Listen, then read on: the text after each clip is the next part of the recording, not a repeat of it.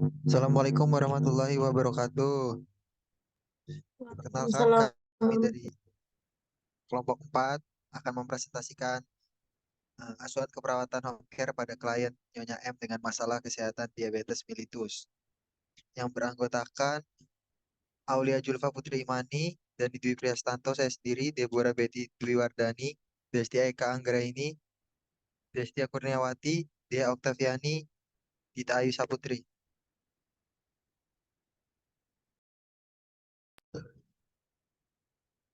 Pengkajian pada kegiatan asuhan keperawatan yang paling penting diperhatikan bagi para pihak yang terlibat seperti perawat, yakni pengkajian keperawatan. Pengkajian menurut Gartihan DKK 2014 adalah pengumpulan semua data yang dibutuhkan untuk mengevaluasi keadaan pasien. Pengkajian lanjut Gartinah merupakan langkah pertama untuk mengumpulkan semua informasi yang akurat dari sumber yang berkaitan dengan kondisi pasien. Gartinah DKK 2014. Kasus ASKEP pada Nyonya M dengan diabetes mellitus. Pengkajian. Identitas umum. Nama klien Nyonya M, jenis kelamin perempuan, umur 86 tahun, agama Islam, suku bangsa Betawi, pendidikan SD, pekerjaan ibu rumah tangga, diagnosa medis, diabetes mellitus, tanggal pengajian 8 Mei 2024, keluhan utama mual, muntah, dan nyeri ulu hati, menjalar ke kepala sampai merasakan muter-muter. 2. Data pengajian klien.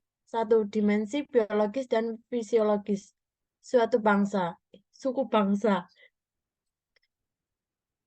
Nyonya M mengatakan asal dan aksi dari Betawi. Kesadaran, kompos mentris, tanda vital, 120/80 mmHg, suhu 36,4 Celcius, nadi 82 kali per menit,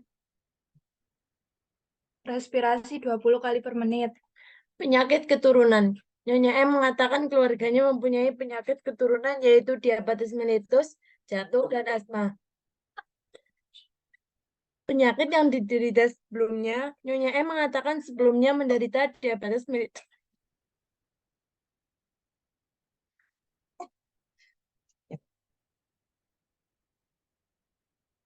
Frekuensi nafas 20 kali per menit, irama teratur, suara nafas vesikuler, keadaan dada simetris, dan tidak ada kelainan dalam pola nafas. Sistem pencernaan.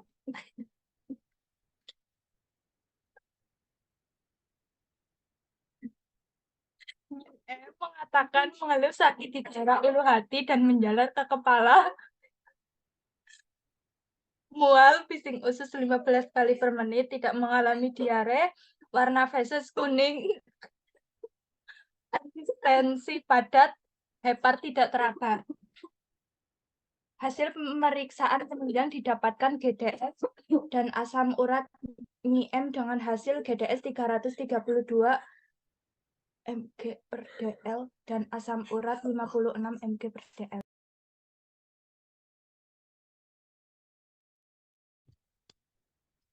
Analisa data. Data subjektif pasien mengatakan baru mengetahui memiliki penyakit MAH tahun 2008. Pasien mengatakan sering timbul rasa sakit seperti ditusuk-tusuk pada bagian ulu hati, menjalar ke kepala.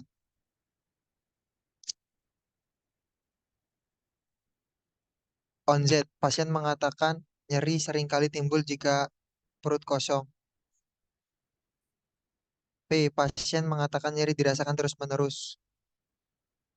Q, pasien mengatakan nyeri terasa seperti ditusuk-tusuk. R, pasien mengatakan nyeri dirasakan di ulu hati dan perut bagian bawah kiri. S, pasien mengatakan skala 4. T, klien berusaha mengurangi gerakan agar nyeri tidak terasa. U, klien mengatakan paham nyeri yang dirasakan.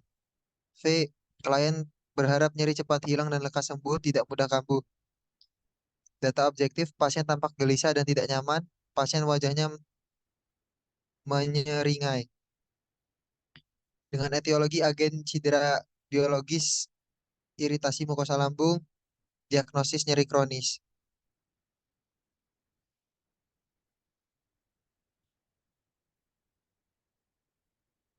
Diagnosis resiko defisit nutrisi dengan etiologi ketidakseimbangan nutrisi kurang dari kebutuhan tubuh. Data subjektif pasien mengatakan lemas, mual, terkadang sampai muntah. Data objektif pasien terlihat lemas. Diagnosa defisit pengetahuan tentang manajemen diabetes mellitus. Dengan etiologi ketidaktahuan menemukan sumber informasi. Data subjektif Nyonya M mengatakan kepala pusing, mual, dan muntah sejak 2 hari yang lalu. Nyonya M mengatakan minum obat penurun gula darah 3 kali 1 bila merasa mual, muntah, dan pusing vertigo, dan tidak meminum obat gula ketika badan merasa baik-baik saja. Nyonya M sering meminum obat sakit kepala yang dibeli di warung. Nyonya M mengeluh kaki di sebelah kiri sering terasa kesemutan. Nyonya M mengatakan terakhir memeriksa kesehatannya sejak sebelum ada pandemi COVID-19. Nyonya M mengatakan tidak menjaga pola makan dan memiliki kebiasaan minum teh manis dan kopi hitam. Data objektif GDS 332 mg per dl. Asam urat 5,6 mg per dl. Kaki teraba, kaku, dan hasil pemeriksaan menunjukkan perilaku yang tidak sesuai anjuran. Diagnosa ansietas dengan etiologi krisis situasional. Data subjektif Nyonya M mengatakan merasa sedih apabila mengingat tentang penyakitnya, serta takut tidak bisa melihat anak-anaknya sukses dan berkeluarga, yang menyebabkan Nyonya M merasa cemas. Nyonya M mengatakan selama adanya pandemi COVID-19, pendapatan Nyonya M menurun dikarenakan pemancingan yang Nyonya M kelola terpaksa harus ditutup dan pemancingan baru beroperasi kembali kurang lebih 1 bulan yang lalu dengan peminat pemancing yang sedikit sehingga pendapatan dalam satu harinya berkisar 50.000. Data objektif tampak gelisah dan tegang, muka tampak pucat, dan suara bergetar.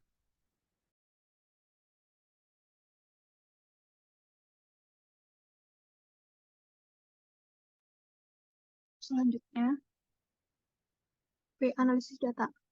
Berorientasi pada masa lalu, sering berkemih, frekuensi nafas dan nadi meningkat. C. Diagnosa keperawatan. Yang pertama, nyeri kronis berhubungan dengan agen cedera biologis atau iritasi mukosa lambung. Yang kedua, risiko defisit nutrisi berhubungan dengan ketidakseimbangan nutrisi kurang dari kebutuhan tubuh. D. Intervensi keperawatan. Yang pertama, tujuan dan kriteria hasil. Tujuan jangka panjang, pasien dapat mengontrol nyeri jika timbul dengan kriteria hasil. Yang pertama, melaporkan nyeri terkontrol meningkat. Kemampuan mengenali konsep nyeri meningkat. Kemampuan mengenali penyebab nyeri meningkat. Dukungan orang terdekat meningkat. Keluhan nyeri menurun. Dengan intervensi, yang pertama, manajemen nyeri. Identifikasi lokasi, karakteristik, durasi, kualitas, dan intensitas nyeri. Identifikasi skala nyeri, identifikasi faktor yang memperberat dan memperingan nyeri, kompres hangat atau dingin, mengajarkan teknik non-farmakologis untuk mengurangi nyeri. Penanggung jawab atau pelaksana. Yang pertama, supervisor. Kedua, PJ kasus. Yang ketiga, pelaksana petugas. Yang keempat, klien atau keluarga klien. Selanjutnya, D. Intervensi keperawatan. Penggunaan analgesik menurun. Kedua, tujuan jangka panjang. Keinginan untuk makan membaik. Kriteria hasil, keinginan makan membaik, asupan makan membaik, asupan cairan membaik, energi untuk makan membaik, asupan nutrisi membaik, rasa lapar membaik. Dengan intervensi manajemen gangguan makan, monitor asupan dan keluarnya makanan dan cairan kebutuhan kalori. Diskusikan perilaku makan dan jumlah aktivitas fisik. Ajarkan pengaturan diet yang tepat. Anjurkan membuat catatan harian tentang perasaan dan situasi pemicu pengeluaran makanan. Selanjutnya, manajemen nutrisi. Identifikasi status nutrisi, identifikasi alergi dan intoleransi makanan, identifikasi makanan yang disukai, fasilitasi menentukan pedoman diet atau piramida makanan, dan ajarkan diet yang diprogramkan. Yang selanjutnya ada setelah dilakukan asuhan keperawatan selama 3x24 jam, diharapkan kecukupan informasi kognitif yang berkaitan dengan topik tertentu meningkat dengan kriteria hasil. Yang pertama, perilaku sesuai anjuran meningkat, verbalisasi minat dalam belajar meningkat, kemampuan menjelaskan pengetahuan tentang suatu topik meningkat, perilaku sesuai dengan pengetahuan meningkat, pertanyaan tentang masalah yang dihadapi menurun, persepsi yang keliru terhadap masalah menurun, perilaku membaik. Dengan intervensi, identifikasi faktor-faktor yang dapat meningkatkan dan penurunan motivasi perilaku hidup bersih dan sehat. Cara petik, sediakan materi dan media pendidikan kesehatan. Jadwalkan pendidikan kesehatan sesuai kesepakatan, berikan kesempatan untuk bertanya. Edukasi, jelaskan faktor risiko yang dapat mempengaruhi kesehatan, ajarkan perilaku hidup bersih dan sehat, ajarkan strategi yang dapat digunakan untuk meningkatkan perilaku hidup bersih dan sehat. Yang keempat, tujuan jangka panjang setelah 3 kali pertemuan diharapkan Nyonya M dapat mengatasi rasa kecemasan. Tujuan jangka pendek setelah dilakukan.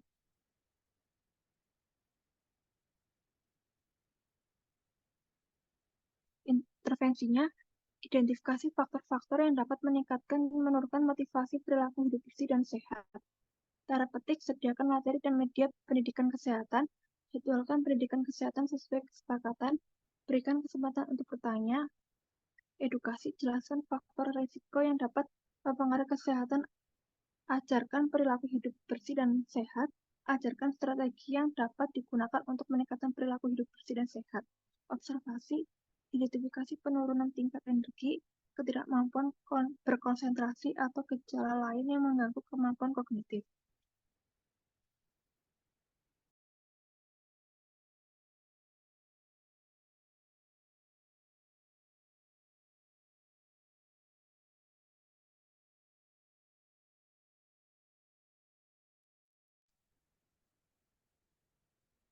Implementasi keperawatan. Pada tanggal 7 bulan 7 2020, implementasi Bina Hubungan Seding Percaya, nama dan tanda tangan Ahmad Subhani Destri Tiara, nama tanda tangan keluarga atau klien Nyi M, tanda tangan Supervisor NS Maria Woro L Woro Eskep Mkom. Tanggal 8 bulan 7 2021 mengobservasi TTV tanda vital 120/80 mEHg, suhu 36,4 derajat Celcius, nadi 82 kali per menit, respirasi 20 kali per menit. 2 pengajian dengan klien. Nama dan tanda tangan perawat Ahmad Subhani Destri Tiara Nyi M, NS Maria Woro L Mkep SK Kep Mkom.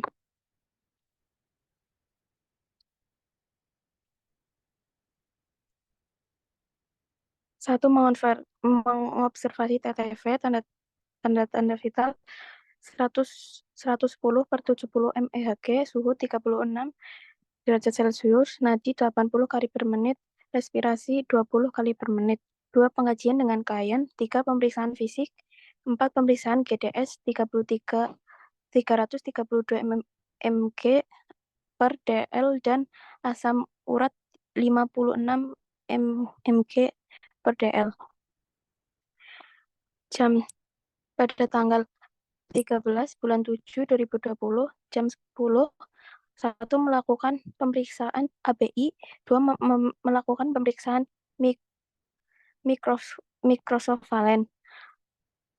Pada tanggal 14 bulan 7 2020 jam 9 dan jam 12, 1 mengobservasi TTV tanda vital 130/80 mEHg, suhu 36,6 derajat Celcius, nadi 87 kali per menit, respirasi 20 kali per menit. 2 melakukan GDS puasa 8 jam 134 mg dl. 3 melakukan GDS puasa 2 jam 297 mg per dl.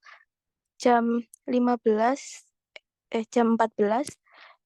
pada tanggal 15 bulan 7 2020 melakukan edukasi tentang DM. Apa itu DM?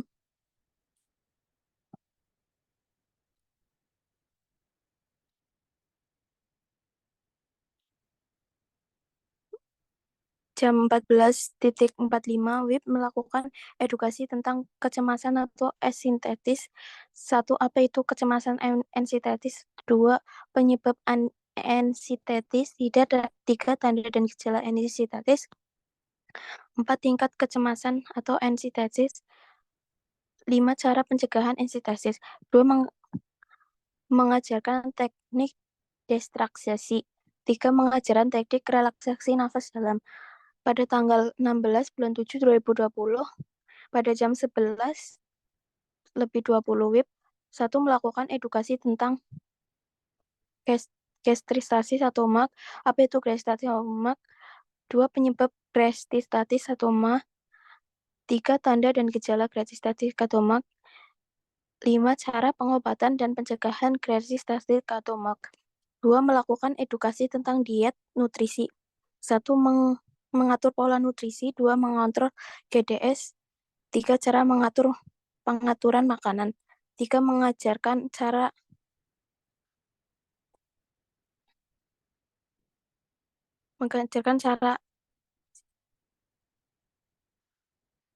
mengontrol makanan.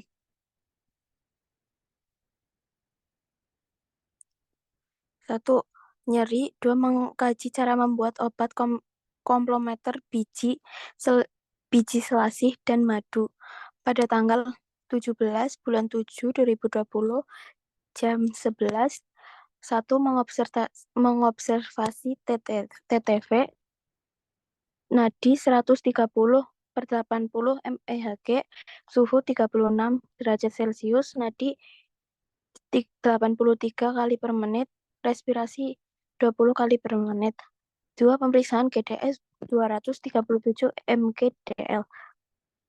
3. Mengobservasi tindakan yang sudah diberikan.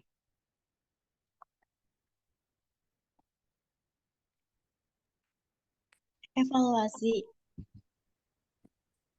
1. Diagnosa nyeri kronis berhubungan dengan agen cedera biologis atau iritasi mukosa lambung.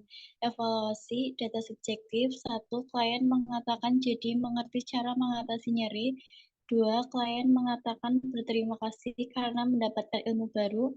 Data objektif. Klien tampak antusias. 2. Klien aktif dalam diskusi. 3. Klien terlihat senang setelah dilakukan edukasi dan diberikan terapi komplementer biji selasih dan madu untuk mengatasi nyeri atau emah. Asesmen masalah nyeri atau emah klien belum teratasi sepenuhnya. Planning lanjutkan intervensi, identifikasi faktor yang memperberat dan memperingan nyeri. 2. Kompres hangat atau dingin. 3. Mengajarkan teknik non-farmakologi untuk mengurangi nyeri. 2. Resiko defisit nutrisi berhubungan dengan ketidakseimbangan nutrisi kurang dari kebutuhan tubuh. Data subjektif. 1. Klien mengatakan jadi lebih mengerti tentang makan atau minuman yang boleh dikonsumsi. 2. Klien mengatakan lebih tahu pola diet apa saja yang harus dilakukan pada penderita diabetes mellitus. 3. Klien mengatakan berterima kasih karena mendapatkan ilmu baru. Data objektif. 1. Klien tampak antusias. 2. Klien aktif dalam diskusi. 3. Klien terlihat senang setelah dilakukan edukasi. Asesmen masalah defisit nutrisi belum teratasi sepenuhnya. Planning.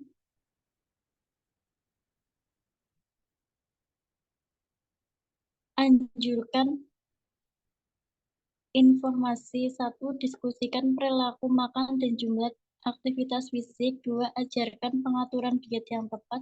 3. Anjurkan membuat catatan harian tentang perasaan dan situasi pemicu pengeluaran makanan.